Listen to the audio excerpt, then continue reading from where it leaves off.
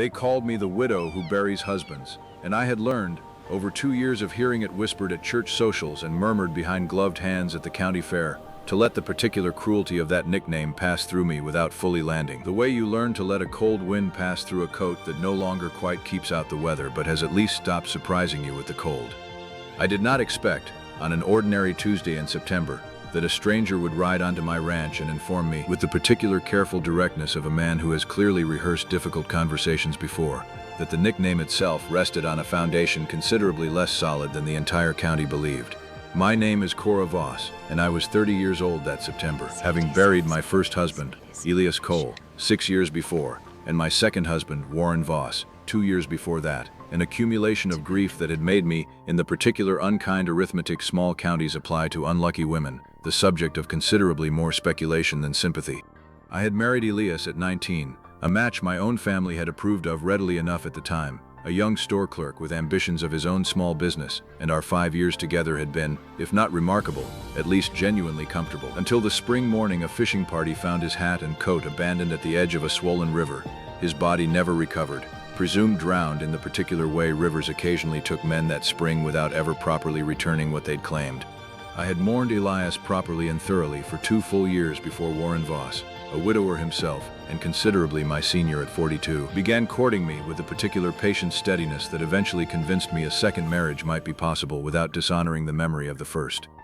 Warren had been, in every practical sense, the better husband, kind and steady and genuinely devoted to building something lasting on his family's land, and I had loved him, by the end, with a settled contentment I had not fully understood myself capable of until his fever took him 3 winters into our marriage, leaving me widowed a second time before I had properly turned 30.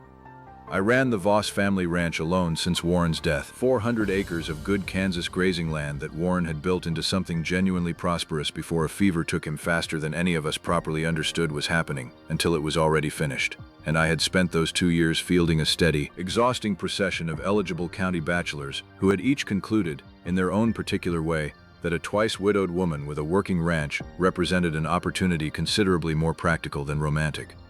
I had grown, over those 2 years, considerably skilled at declining such proposals with enough grace to avoid outright offense, while making my actual disinterest entirely plain. A skill I had not expected to require quite so frequently when I first found myself widowed the second time, though the county's steady supply of hopeful bachelors had proven considerably more persistent than I'd anticipated. If the stranger's claim about Elias proved true, I stood to lose considerably more than my own peace of mind about a marriage I had genuinely believed ended by death rather than abandonment.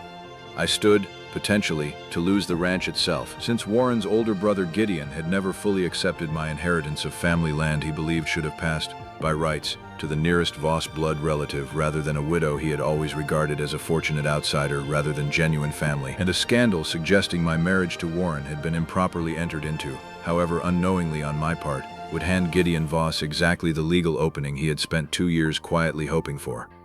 Silas Crane rode onto my property that September morning, representing, as he explained within the first several minutes of our acquaintance, a Kansas City creditor to whom Elias Cole had owed a considerable sum before his supposed death 6 years earlier, a debt Elias had apparently faked his own drowning to escape rather than face honestly. Silas had spent the better part of 2 years tracing rumors of a man matching Elias's description working under assumed names through 3 territories, and had finally, through a considerable chain of careful investigation, traced him to a small town less than a day's ride from my own ranch, very much alive, and going by a name that was not his own.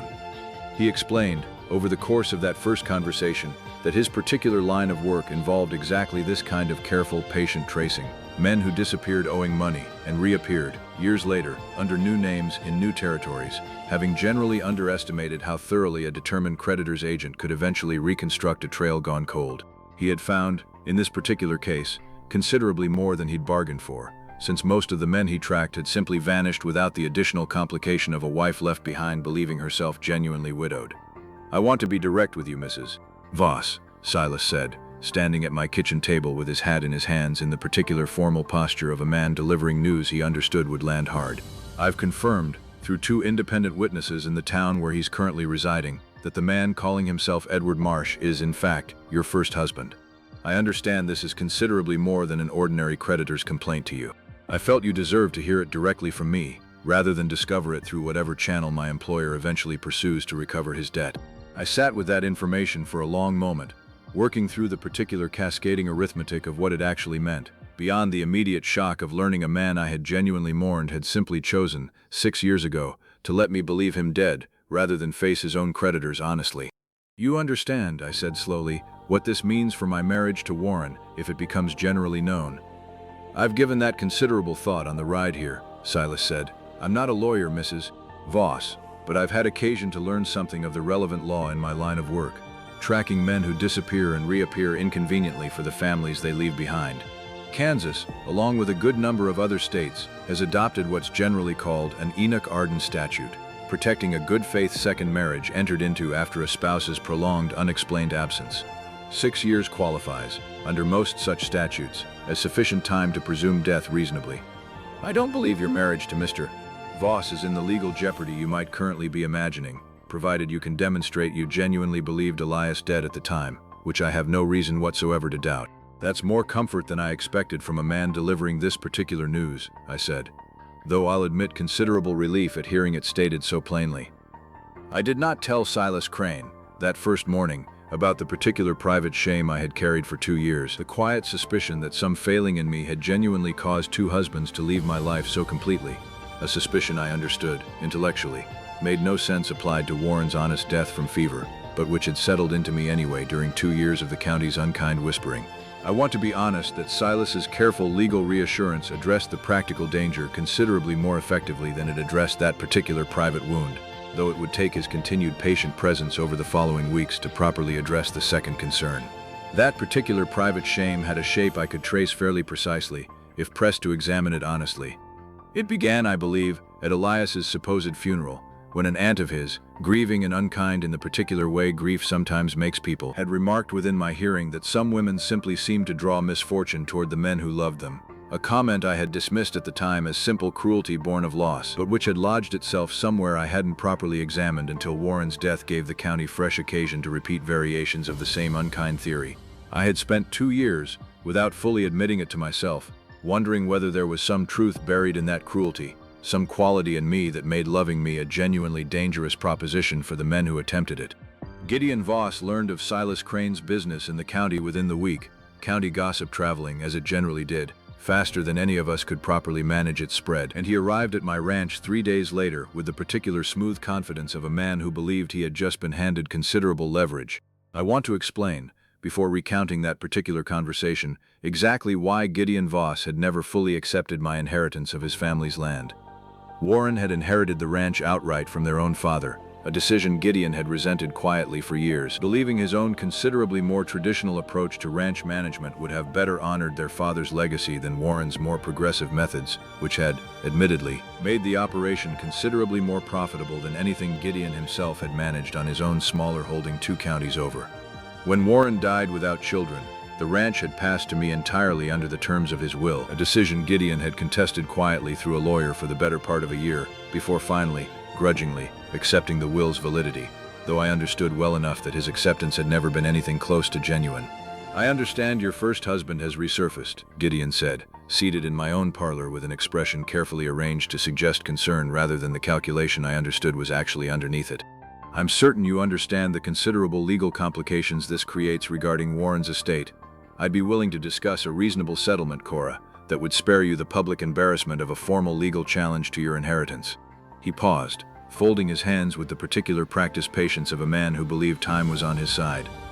"I've always felt Warren's will was somewhat hasty in its execution, given the circumstances. This new information simply confirms what I've long suspected, that the estate's disposition deserves considerably more careful reconsideration than it originally received. I appreciate your concern for my reputation," I said, with more dryness than I generally allowed myself with Gideon, though I've had occasion to consult with someone considerably more informed than either of us regarding the actual legal standing of my marriage to Warren, and I don't believe the complication is quite as considerable as you're hoping it might be. Gideon's composure flickered slightly. The particular tell of a man discovering his anticipated leverage had less weight than he'd counted on. "We'll see what a county judge makes of it," he said, "once the full facts are properly before him." "We will," I agreed. "I look forward to it, Gideon, considerably more than you might expect." Silas Crane stayed in the county considerably longer than his original business with Elias strictly required. ostensibly to see the legal question of my marriage's standing properly resolved before pursuing his employer's debt claim against Elias directly, though I want to record that the reasons he found to remain grew steadily less connected to legal necessity as the weeks passed.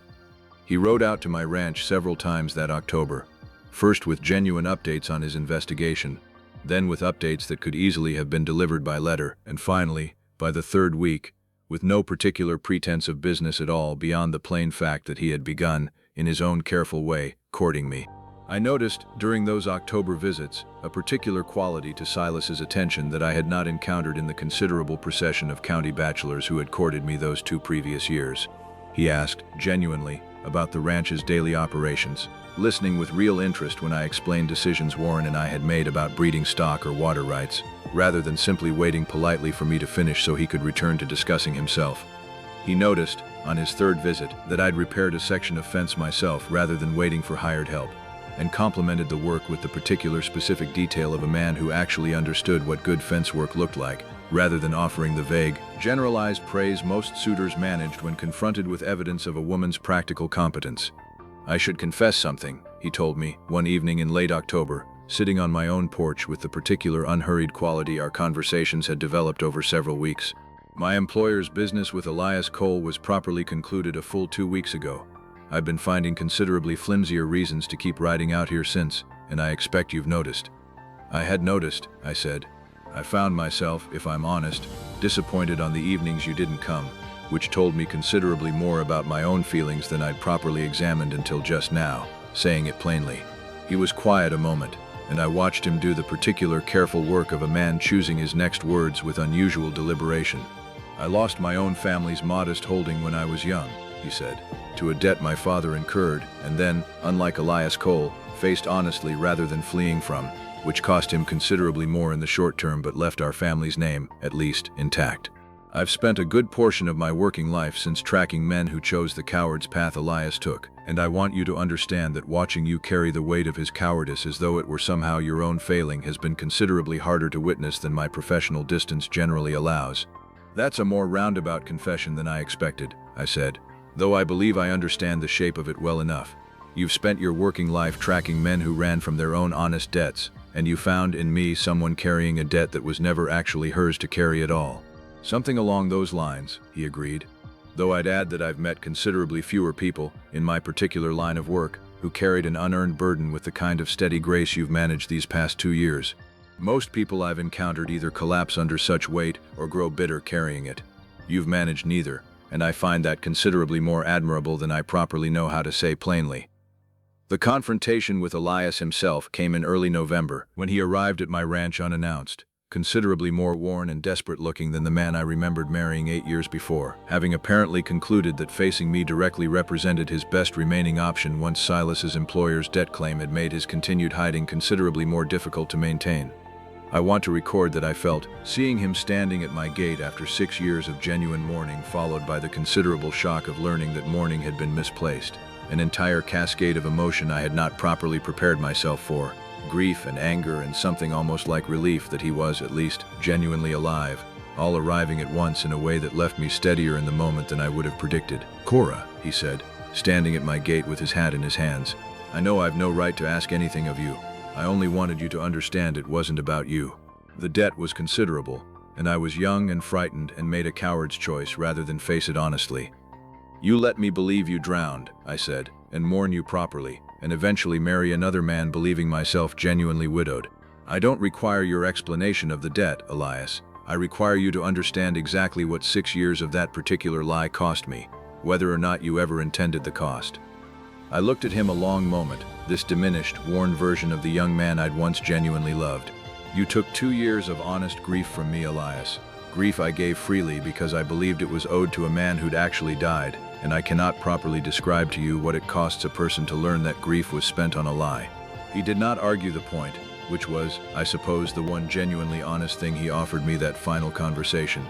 He stood at that gate a moment longer, and I watched something in his own posture settle into a kind of resigned acceptance, the particular quiet of a man who had finally run out of further places to hide from consequences he'd spent 6 years successfully avoiding. He left the county within the month, his creditor's claim finally settled through means I did not inquire closely into, and I have not heard his name mentioned in the county since. Judge Whitcomb's ruling, when Gideon Voss finally did pursue his legal challenge that winter, confirmed exactly what Silas had predicted from the first morning he'd ridden onto my property: that my marriage to Warren Voss stood entirely valid under Kansas's Enoch Arden statute, having been entered into in complete good faith after 6 years' reasonable presumption of Elias's death, and that Gideon's challenge, lacking any genuine legal foundation, amounted to little beyond an opportunistic attempt to exploit a widow's misfortune for his own gain. Language the judge included in his written ruling with a bluntness that considerably diminished Gideon's standing in the county for some time afterward, a diminishment several of our neighbors seemed to take a particular quiet satisfaction in observing. The ruling took the better part of 2 months to reach its final conclusion, Judge Whitcomb requiring depositions from both witnesses who'd confirmed Elias's identity and a formal accounting of the timeline between his disappearance and my marriage to Warren, a process that Silas navigated on my behalf with the same careful thoroughness he'd brought to his original investigation, ensuring every document properly supported the good faith standing the statute required. I found myself, during those 2 months, considerably grateful for his particular competence at exactly this kind of patient, methodical work. A competence that had, ironically, first brought difficult news to my door and now served to properly settle the matter it had raised.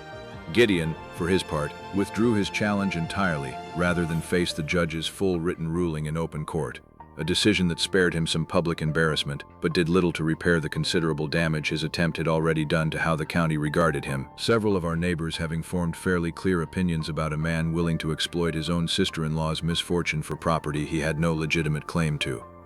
Silas Crane and I were married the following spring, in a small ceremony at the same ranch house porch where he'd first confessed his flimsy reasons for continued visiting, and I want to record that when he spoke his vows, he did so with the same careful, direct plainness he'd used delivering the hardest news I'd ever received, which I had, by then, come to understand was simply how Silas said the things that mattered most.